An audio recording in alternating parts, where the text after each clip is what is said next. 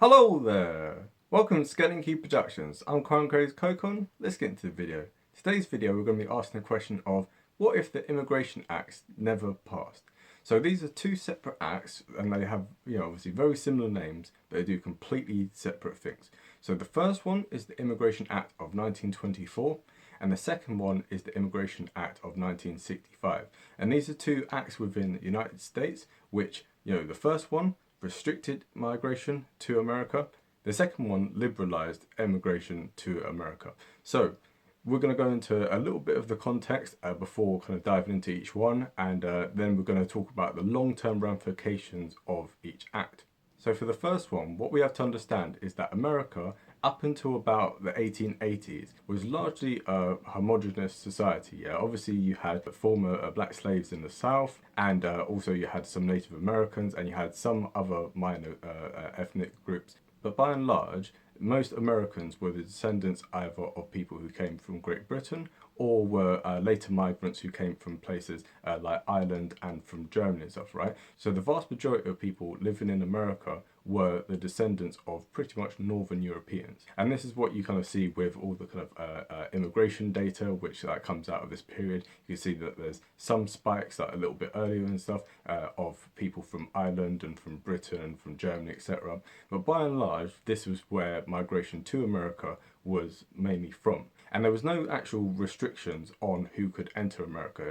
As a matter of fact, the first law that was ever passed to restrict immigration to America was against the Chinese, because many Chinese had been brought over to help build the railways in California and out west. And so many of the people there obviously were opposed to that because there was obviously a lot of racism at the time. And so this was the first immigration act that was actually kind of passed, and that was the first group that was banned.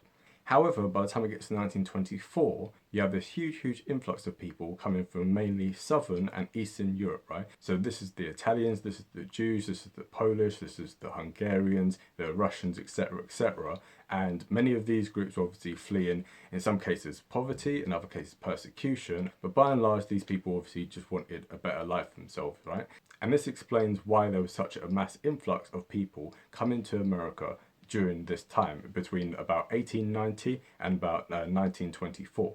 So many people in America were worried about this because obviously you had the eugenics movement, which was trying to maintain the so-called purity of the Nordic race. So this is basically the race of people who are from Northern Europe. So the idea was basically if you have all these Southern Europeans and then all these Jews and other Eastern Europeans, etc., coming into America, that it's going to make America impure, right? So they wanted to retain the dominance of the Nordic race, and so they didn't want there to be more and more migrants. And obviously, as you can see from some of the figures here, immigration during that time was huge, right? We can see that in the 1910s, about 6.3 million people migrated to America during that decade, right? However, by the time it gets to the 1920s, it's dropped down to 4.3 million. And this is partly as a result of the Immigration Act. And as you can obviously see as we go through some of the data, this figure drops significantly after that, and that is obviously as a result of the law. So what was the law in essence? Well, this law said that the number of immigrants who came to America had to reflect the census of 1920. So the census of 1920 had it so that obviously the majority of people were of either British or German or other Northern European descent. And so any new migrants that came had to reflect that. So while obviously in the years leading up to this, you'd had a mass influx of people coming from Southern and Eastern Europe, as a whole, in terms of the entire US population, they still represented a relatively small percentage. And so this act basically wanted to keep this frozen in time. So they wanted to make sure that this percentage would never increase beyond a certain point. So the idea was that if they kept it at this level, that America would basically maintain its homogeneity, and it would basically maintain this kind of Northern European culture. So in 1924, the first limits were set in terms of quotas. So the first quota was set at 164,000 immigrants, right? This is the total number of immigrants allowed in the country in that year. And by 1927, this has been reduced to 150,000. So it gone from about 800,000 before, right? So per year, there was about 800,000 people coming into the country. This now capped it at 150,000. There's not net migration, this is total migration into America. Although it is something to note that North America was not included in this, so migrants coming from Canada were not included in this. So as we can see on these graphs now, the impact that this law had was immense, because what it basically did is it stopped mass migration into America, and it kept it that way for a period of over 40 years. And so as a result, if you think about the fact that obviously 800,000 people coming in each year, now you've reduced it down to 150,000. This means that millions and millions of people are being stopped from coming into America. And obviously, if millions of people are stopped from coming to America, then that also means that their children and their children's children will not be able to expand in the same numbers as they otherwise would. And this is why you can see, as it shows here, there's a huge dip down, not only in the percentage of the total population who are immigrants, but in the actual raw numbers as well. Because obviously some immigrants obviously grow up and stuff, like their children are born to the country, they're no longer immigrants, etc., etc. So this is partly why the figure for this falls down. But if we imagine for a moment that this law was never passed, we can expect that, first of all, the population of America would be much, much larger than it is now. And second of all, the ethnic makeup of it in terms of the white population would be far less dominated by the so-called WASPs. Yeah, so this is white Anglo-Saxon Protestants. This is basically Northern Europeans who are of the Protestant faith. And so with people coming from Italy, obviously, they're predominantly Catholic. If people coming from Russia, many of them obviously are Jews. And like some of the others will just be Slavs, and they'll be Eastern Orthodox, etc., etc. So this basically maintained like the hegemony of white Anglo-Saxon Protestants in America. And so future elections would be very much swayed if we kind of assumed the current politics of that time. So what I mean by this is this: predominantly immigrants coming to America in those days and even today would predominantly vote for the Democratic Party. So while the Democratic Party had a lot of its base in the rural South, yeah, with like kind of segregationists, etc., etc., many of these white Anglo-Saxon Protestants that we're talking about, they also were very popular amongst kind of urban people, immigrant people in the North, right? So New York City, like all these kind of major cities, they had a strong support for the Democratic Party. And so if this trend had continued, we can expect that probably by the 30s, the 40s, the 50s, in America, you already had a democratically dominated Congress from about the 1930s to the 1970s. And they were in the presidency from 1932 up until 1952. And then again, they were in the presidency from 1960 until 68. So again, we can kind of see during this period how there would probably be a lot more, rather than it being so heavily tilted towards the Republicans, especially when we talk about presidential elections, it would be tilted more and more and more towards the Democratic Party. And this is kind of an echo of what we can see today, which we're going to get onto in a little bit. But it's just to understand that, demographics is everything, right? It's a demographic time bomb. And so the people passing the legislation at that time, like the 1920s in America is referred to as the Nadir of race relations. So this is like the absolute peak at which like racism was like really prominent. You had like the KKK having almost 6 million members, including some members within like the White House even. So the dominant culture within America was about maintaining this white Anglo-Saxon Protestant culture and like this heritage and stuff, right, from other migrant groups. And so the politics and society of America and its culture would be completely unrecognizable compared to what it is today. We can expect America to be a lot more like New York than many other places in the country. Now, while the Immigration Act of 1924 restricted immigration, the 1965 Immigration Act did the complete reverse. So it completely scrapped these racialized quotas, and it basically said that, okay, there's going to be a cap on the number of people that can come to America, but we don't care where in the world they're from. So the Immigration Act of 1924, for instance, banned all Asians. And so up until this point, like you'd had a very, very small percentage of America which were of Asian origin. However, the long-term impact of the 1965 Immigration Act completely, derailed this entire status quo. So just to give a quick illustration of just how big this long-term trend has been. So in 1965, 84% of migrants to America came from Europe or from Canada, right? So this is predominantly the white nations in the world. So the vast majority of people coming to America were white in those days. However, by the time it gets to 2013, we can see that Europeans and Canadians make up just 14%. And that when it comes to Asians, it went from 4% of migrants to 26%, right? So this is a huge shift. And also when we're talking about people from Latin America, in 1965, just 10% of migrants coming to America came from Latin America. By 2013, this figure had jumped up to 52%. Now this is where our analysis has to take things with a pinch of salt, because obviously politics evolves like with each generation and based on the different things that happen within each generation. So when we're imagining this alternative history, we have to kind of say things but also bear in mind that this might not be the case. So for instance, if we look at recent elections, we have to understand that since 1968, a majority of white Americans have voted for the Republican Party in every single election. So we can see that the whiter America is, given the current timeline, the more the Republican Party is going to be in the White House. And so the only way that the Democrats have won over this past, over 50 years has been because of the large amount of support that they had from ethnic minorities. So if there was far less ethnic minorities within America, then the amount of power that the Democratic Party would have at election time would be greatly reduced, all else being equal.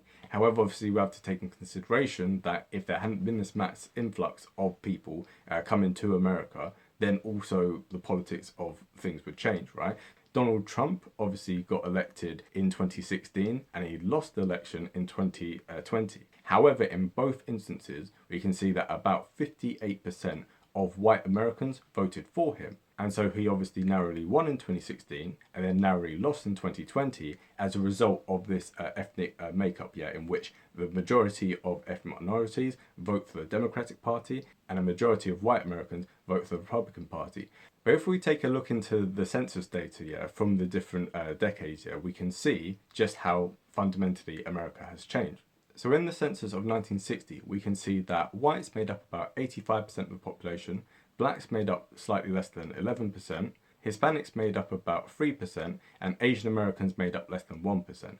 And then obviously you've got like other races, that's like Native Americans, mixed race people, this people, that people, etc., etc. So that's why it doesn't add up to 100. So just bear that in mind when I'm reading the things out. I've not misread it. This is how the figures kind of pan out. So that's what it was in 1960. However, by the time it gets to 1990, we can see that it's dipped down. So we can see that whites make up about 76% of the population, blacks make up about 12%, Hispanics make up about 9%, and Asian Americans make up about 3%. So you can see how just in this period of 30 years, America's demographics has sizably changed.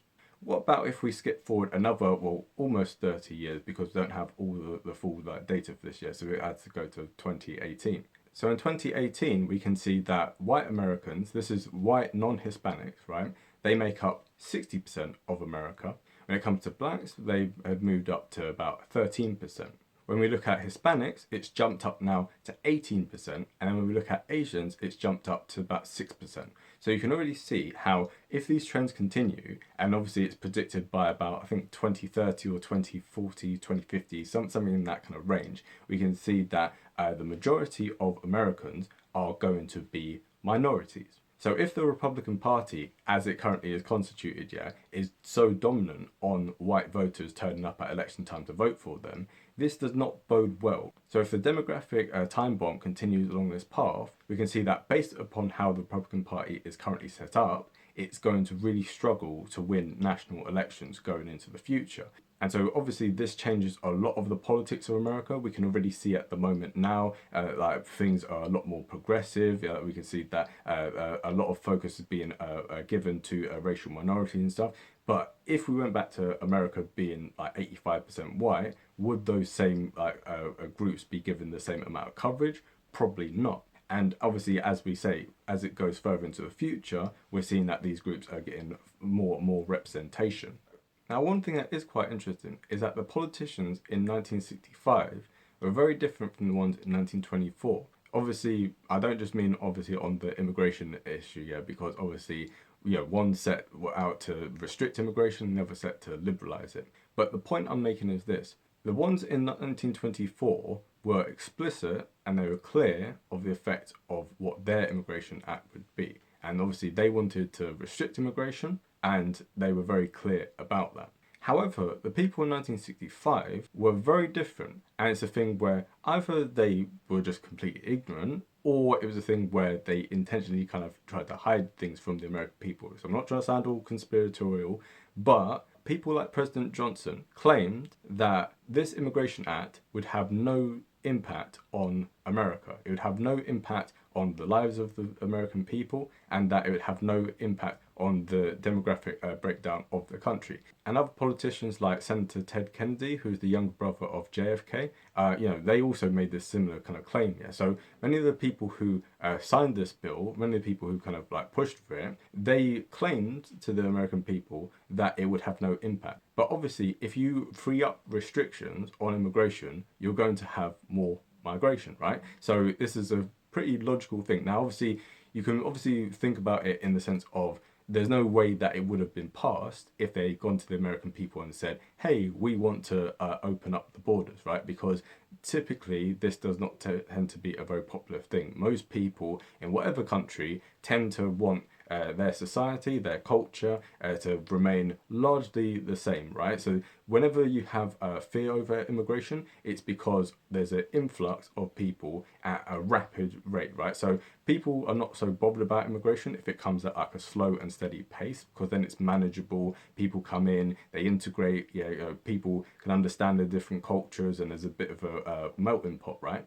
However, obviously, if lots of people come in all at once, then it becomes more difficult to integrate. It becomes more difficult for people to kind of adjust to it, because if there's any kind of change in politics, right, if it's a change that people are not used to, people tend to be, relatively small C conservative. Yeah, if you go to a restaurant, you tend to get the same thing you always get, right? And if someone gives you something which you never had before, a lot of people will be like, I don't really like this, I don't really trust this, is this good, is this good, so this is the kind of issue with immigration, right? So obviously you've got some people who are just out and out racist, but a lot of people, more reasonable people are kind of like, well, if we just allow everyone to come in, then all of a sudden what we understand to be America is not going to be America anymore, right? The American values, like American history, American culture, is not going to be instilled in these new immigrants if there's so many coming in all at the same time. So this is the kind of argument that many people who want like tighter borders, kind of argue for, that if you have a completely open door policy,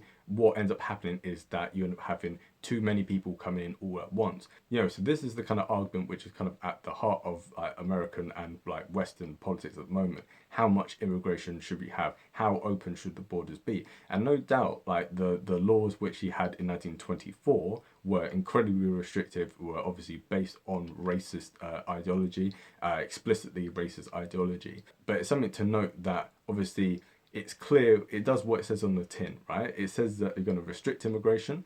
If you liberalize the border, if you open the border, obviously you're going to have an influx of people come in. And this is something which the politicians at the time, you could say obviously they were being pragmatic. They wanted to liberalize the borders, but not to tell people, because then otherwise it just never would happen. But at the same time, there's a degree to which, the electorate should you should be honest with the electorate, make the positive argument for immigration if that is like kind of what you believe in, but it shouldn't be kind of crept in through stealth, if that makes sense. Not trying to sound all conspiratorial, but like these people are very intelligent, right? So we either have to assume that when they said it would have no impact, we have to either assume that they were like ignorant of it, or like they were lying, right? I tend to think that it might be better to just say that they were ignorant of it. And, because it's difficult to predict the future. If you pass a law, you don't know what the long-term consequences of that law will be. But it seems pretty clear to me, at least, and probably to many other people watching, that if you change the laws with regard to immigration, that you are going to end up having a change in the number of migrants who come there, whether you're restricting it or you're opening it, right? So in both cases, we can see just how pivotal these two immigration acts were. In the one case, it restricted migration and completely changed the way that American culture was. And in the second case, it completely did a 180 and reversed the previous policies you'd had before. So again, the America that we see today is not only a reflection of the Immigration Act of 1965, but it's also a reflection of the Immigration Act of 1924. Like, just imagine people like Frank Sinatra, people like Steven Spielberg, etc., etc. Imagine if more people from those cultures had come to America in that time, because obviously their ancestors came during this period between about 1890 to 1924. And then also imagine all the people who have come in the last like 50 years or so. Imagine if they had been able to come during like the 50s, the 40s, the 30s, the 20s, right? So this is something we have to really bear in mind, that, you know, policies can have long-lasting effects, and whether they're good or bad, depending on which side of the political aisle you stand on, you have to understand that whatever policy you pass now is going to have long-term ramifications. So if you enjoyed that video, definitely hit the like button, subscribe. We're getting up to the subscribers. We just now, like at the time of writing this, well, yesterday, we passed the first video getting 1,000 views, which hopefully in a few years' time I'll look back at this and laugh at just how small this achievement was, especially after 8 months of the channel being about. But yeah, for me it's a massive victory, because I've been waiting all this time for that. And yeah, the subscribers are going up, the amount of people watching is going up, the watch hours going up. So, you know, we're almost monetized yet. Yeah, I can see it maybe next Tuesday. No, I'm joking, it probably won't be for a while. But I'm glad that people have enjoyed it so far. Some of the comments have obviously been a bit, but most of the comments have been really positive, really encouraging. I really love like the support people are showing me as well. My stomach's rumbling because I'm hungry. Yeah, anyway, so yeah, you didn't need to know my stomach's rumbling. But anyway, I'm waffling now. But if you have any suggestions for alternative history videos, I'm coming to the end of this kind of series now. In the next few months, we're going to be going on to film reviews. So if you have any ideas for them, please hit me up in the comment section. Again, if they're sensible ideas, then we'll go into them. And definitely stay tuned for the next video, which is going to be on what if Brexit never happened. So I can already imagine, you know, lots of people in the comment section, it's going to get very divisive, it's going to get very heated, but yeah, we're going to imagine what if Brexit never happened, and also not just the effects it had on the UK, but also on Europe and also the rest of the world, if you can believe it, right? So definitely stay tuned for that, and in the meantime, have a great day and bye.